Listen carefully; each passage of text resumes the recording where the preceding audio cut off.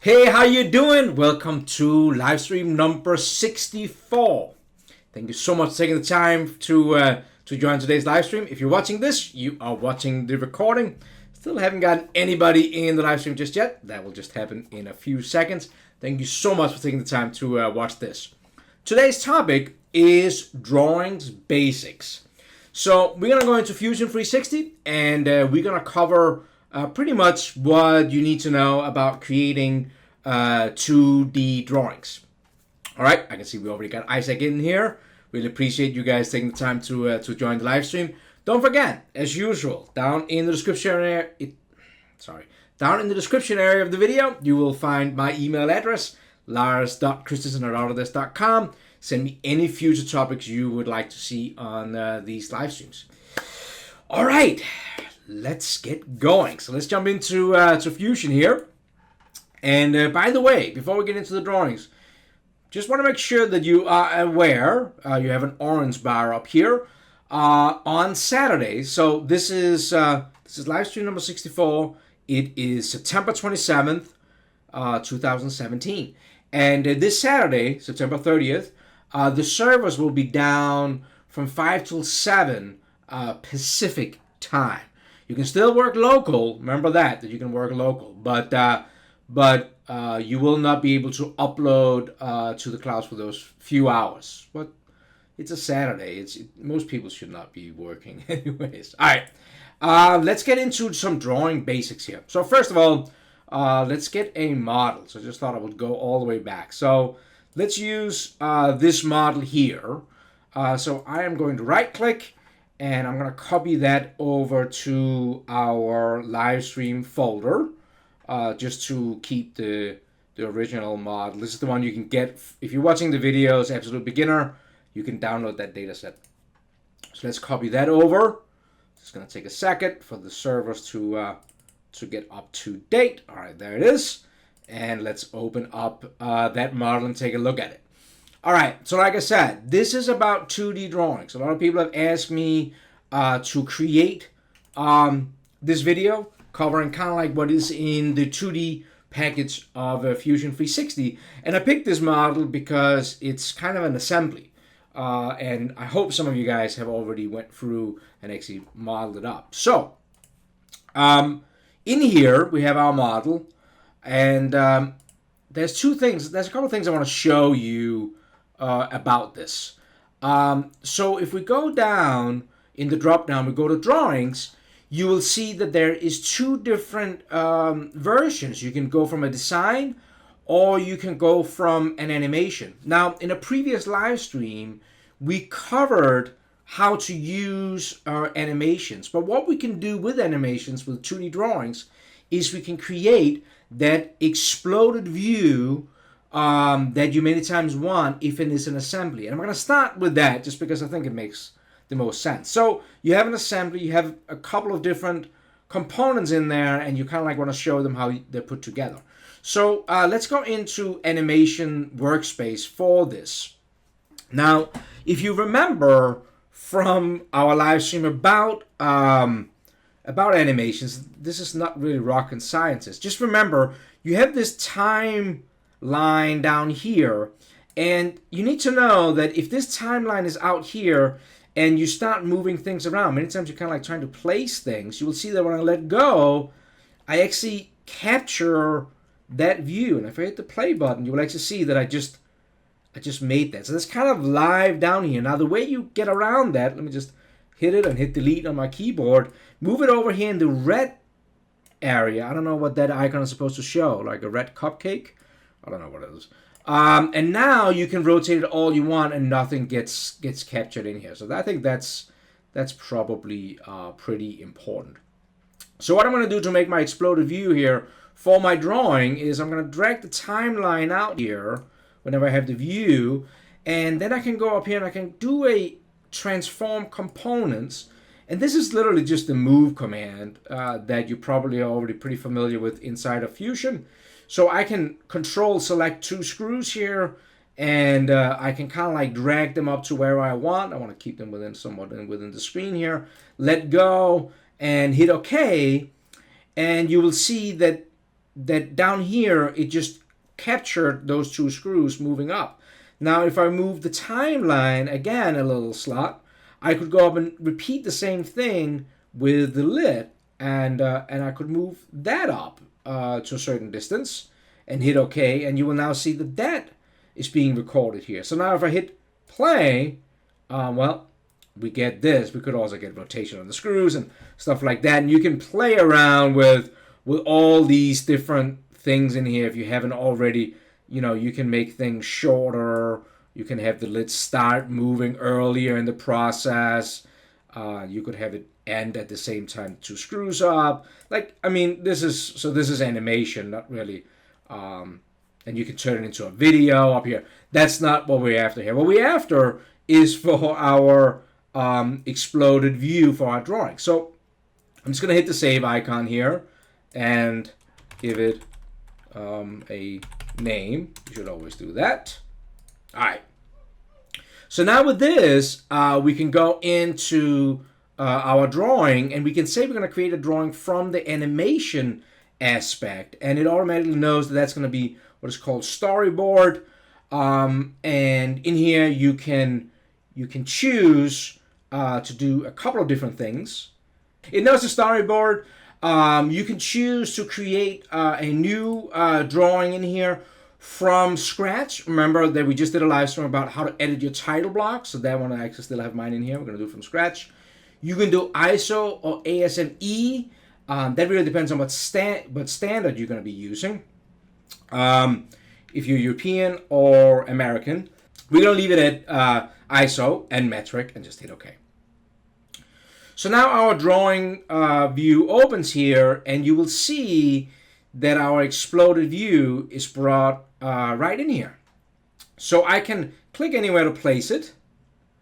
And this would kind of like, for this part here, this might be kind of like, think of this as a drawing package that I'm creating here. So this could be like the first page of this drawing package, kind of like show how this thing is assembled.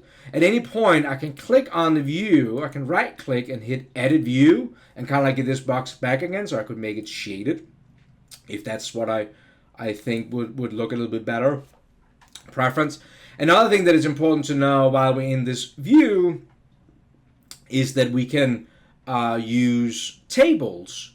So up here we have a table, so we can place that table, and it'll actually snap to intersections. You will see kind of like I get a green square up there, so we kind of like snap into that, what is kind of neat.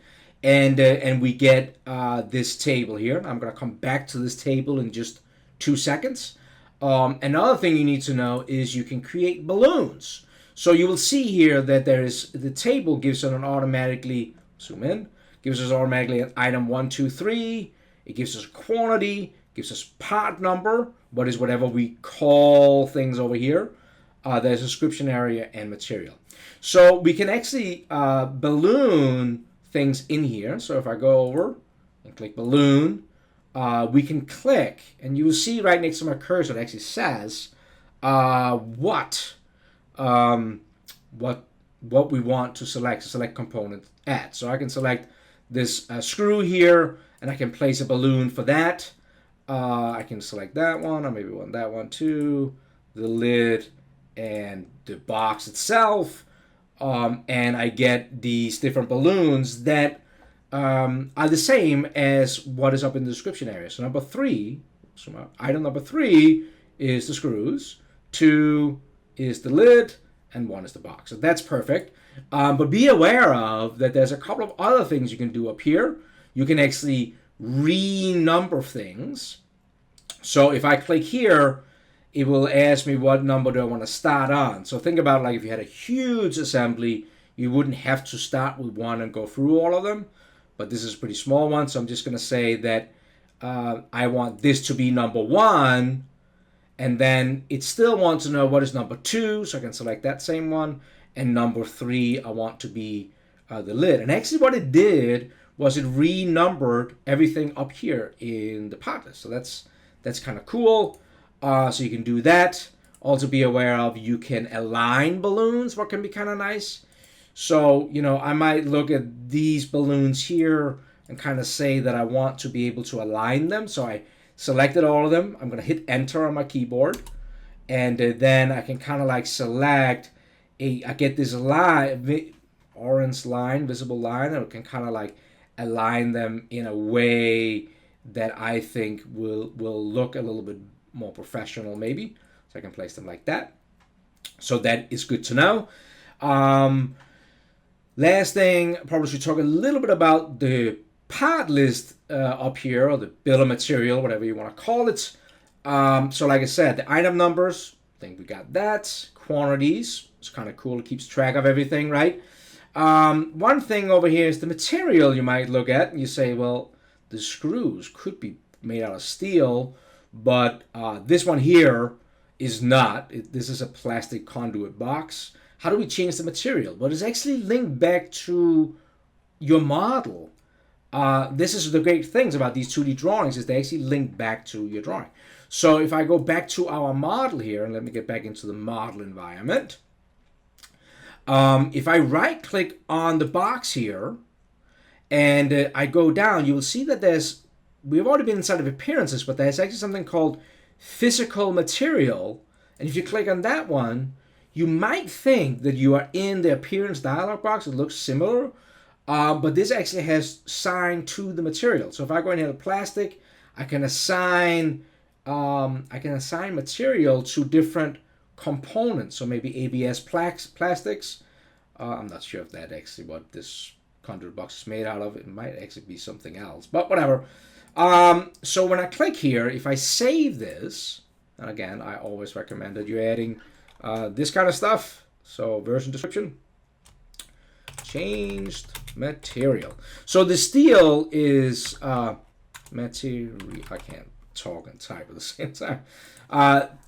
The steel is default inside of Fusion. But when I go back to the drawing, all right, I clicked a couple of times, so now I probably just made Fusion. All right, there we go. When you go to your drawing, so in here, when I get into back into my drawing, you will see that everything is still steel, but up here I get this indicator that is telling me that the drawing is out of date. So it knows that we saved to version 3 adding the material. So if I click on this little one, you will see that everything updates, including my view, and now we got that ABS plastic. Also important to say that this description also comes from our model in here. So if we, for example, look at these screws, if I right click, so in here we just changed the physical material. We could also go in here, we can change the properties of the part, and in here you will see there is that description. So I actually, if you watch the video where everything that did this, I pulled these out of McMaster. So you can do the same thing, hit OK, go through kind of like the same, saving the thing, go over here, click update, hope that your mouse don't go away. That's kind of annoying. And you'll see that that gets brought up here on the part list that it shows up as McMaster. So that is kind of like the assembly thing. By the way, if you didn't watch the live stream I did on the title block, how to customize this, go and find that. And how you enter anything in the title block is just by double clicking in here, and you get access to all the different fields, and you can insert an image just by double clicking inside of the title box. Here is how bringing that up. Okay. All right. 15 minutes in, let's jump over and actually get into all the different settings that is inside of 2D drawings. So to create another drawing, we can actually just click on the plus sign down here. So this kind of like becomes our overview page, I would say. So let's go in here and click Quick Add, and we get a new piece of paper to draw on. And I'm going to go up here and insert a base view. That normally happens if you're just creating a drawing directly from the design. So this would pretty much be, if we went in here and click From Design, again, we get the option here. We hit OK. Well, let's just do it anyways. and we will end up with another new drawing here. But I actually want, and it already has a base view in it, but I actually want to cancel out of this because I want that extra drawing view down here so I can switch between these two drawings. So I'm going to insert a base view, and it pretty much just pulls in our model here. So be aware of that as a base view, and you will see that you get all different kinds of options over here. And definitely explore the different options in here. You can change what you want to be the orientation. So you can go in here. Right now it's at front. If I went into right, you will see that the view changes for that. I think, without thinking too much about it, I think front works pretty well. And all I'm going to do is I'm just going to click wherever I want to place this. I'm just going to click to place it, and then I can hit OK over here in the menu, and I get that kind of like view up here. However, you will see that it's the entire box with the screws and lid I got here. And I actually probably want to break this down into drawings of each individual component, or at least of the box and the lid. The screws we're purchasing, so probably don't need a drawing of those. You can just turn that off, the other components over here. So here we can create, by unchecking these, we only see the box. So that's kind of handy. So now I want to create some projected views of this here. So I can go over here, I can click on the icon up here to create a projected view. So it says on my cursor, select the parent view. So I can select that. And as I drag down, you will see that it will now place a projected view down here. And it'll actually continue doing that. So I can also place one over here or over here, depending on what you kind of want to see. You can also show kind of like an isometric view. So actually what I can do is I can just place this view right here. And then when I'm done, I'm just going to hit enter. And as I'm hitting that enter, you will see that it kind of like creates those different views. Now, what is important to know is that you can always move these around. So this isometric view, for example, if I go up here and click on the move command, I can select that view and then go over and hit the point to point, for example, and then I can move that view up to here. That's where the isometric view normally would sit. And again, I can right click on that. I can select the view, right click on it and hit edit view. And I might decide that I want that to be shaded because it's more like a representation than getting any dimensions from it. I can even choose to go over here and say, well, you know what?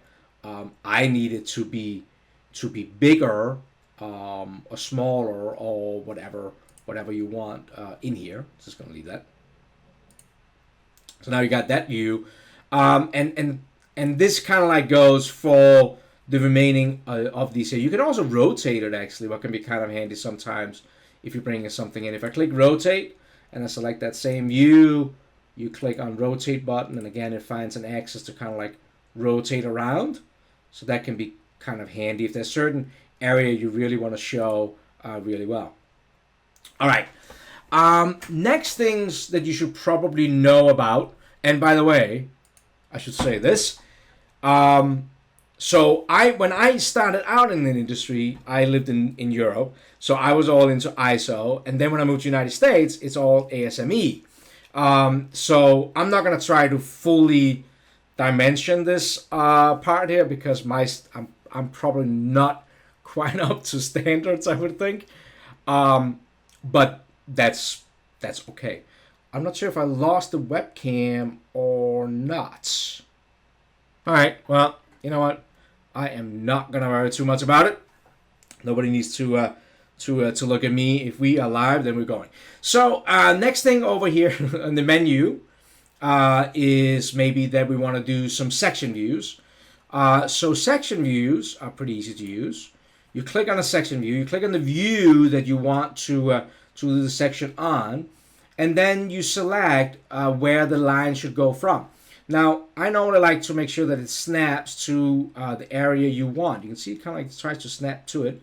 So we can snap it into to this line here. And I could actually continue if I want to break further through. But then when you're done, just hit enter and you will get that section view. Now, the software is smart enough to know, depending on what way you're looking at this, you will see that if you look at the arrows next to the A, it's looking this direction, and if I move it up here, it looks that direction. So it's smart enough to know in what direction you are you're looking at. And I don't know why I just lost it.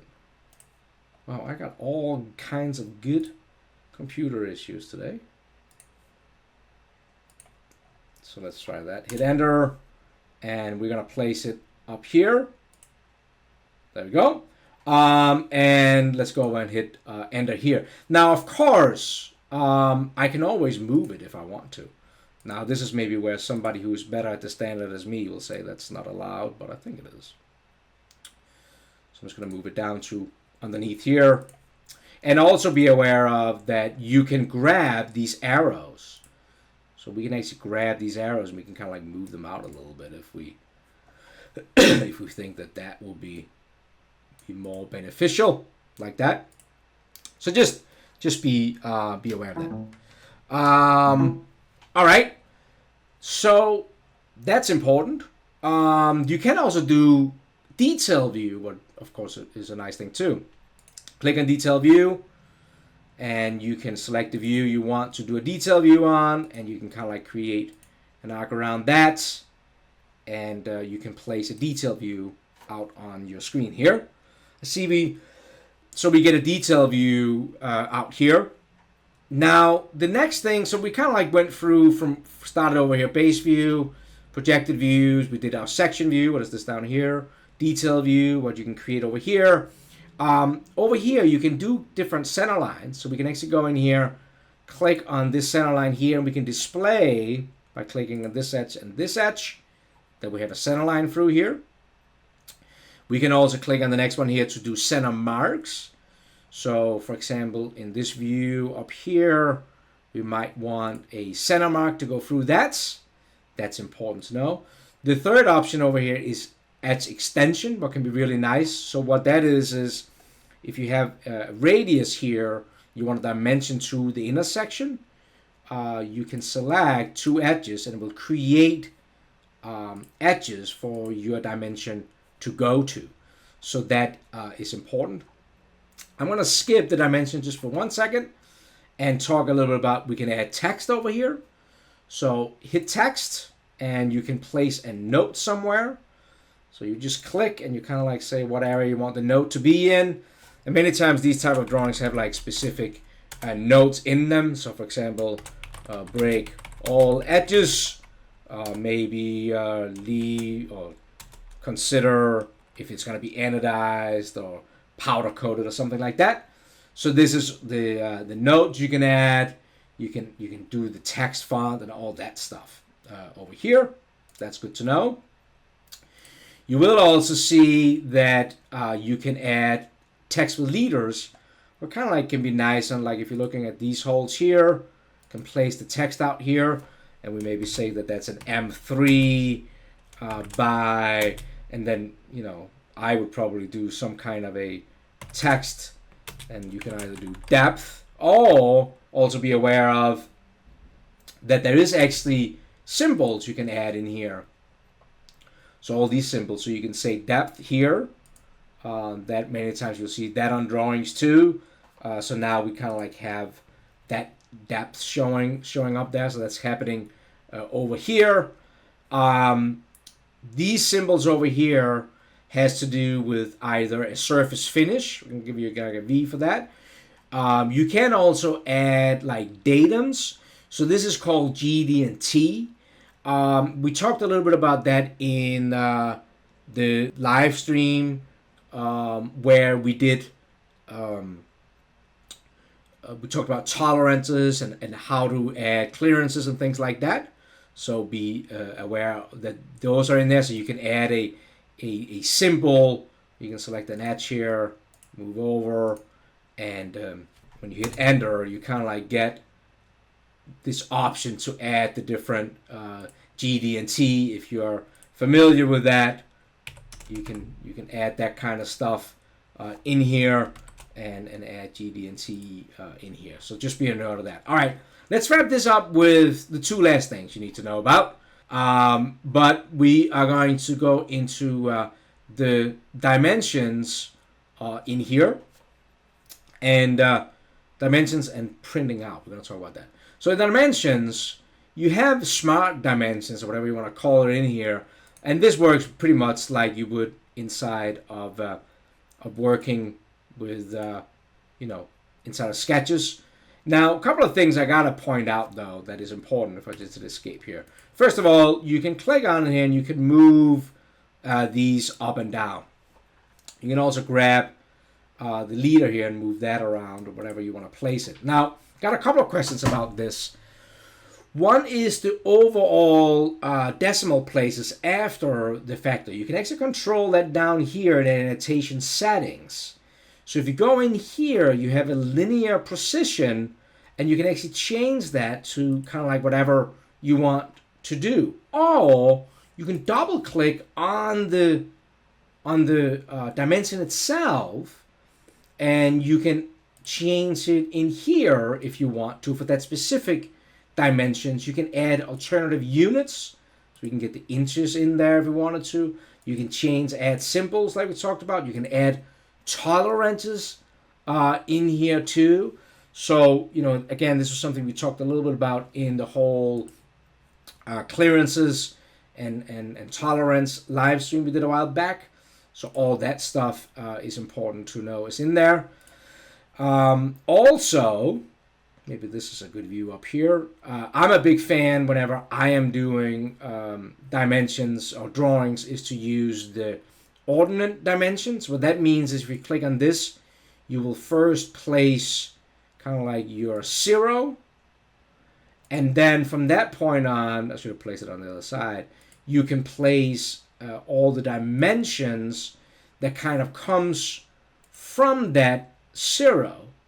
So you will see how it's kind of like adding all these different dimensions in here for us to kind of add in here. So you can do that, and you can also select them all. You can line them all up. The only other one I think, you'll see there's different ones in here. The other one that I think is worth is you can actually add a dimension break too. So you see how these two dimensions kind of like are crossing over each other. Should probably rearrange them a little bit. I could start grabbing, this dimension up here, and I could move that one up a little bit. So that will let me kind of like move these around like this. So I could organize it like this, but you can actually also go in and do a dimension break, and you can select the dimension that you want add a break to, and they will kind of like break the line for that.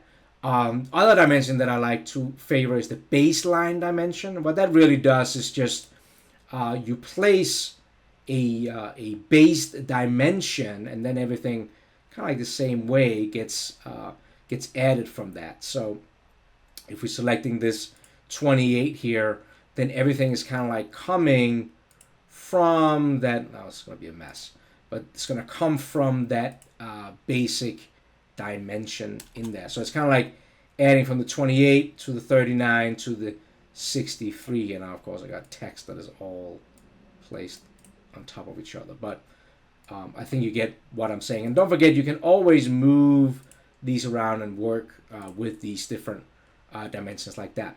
All right, we hit the 30-minute mark.